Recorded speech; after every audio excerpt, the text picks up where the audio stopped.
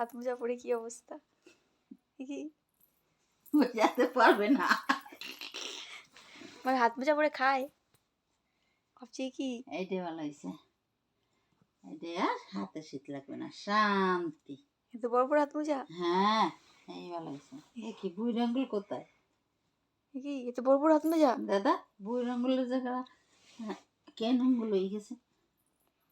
দাঁড়াও, আমি ঠিক করে দিচ্ছি, শোনো। এইবার ভালো হয়েছে, আমাকে ঠান্ডা হয়ে গেছে। এই ঠিক আছে, শান্তি শান্তি। হ্যাঁ, পা মজা দাও। ওই তো তাইতেই বাজাচ্ছে। হাত মোজা পরে তাই তো বলেছি তুমি। খায় না হাত মোজা না, খায় না। খাচ্ছে না তো।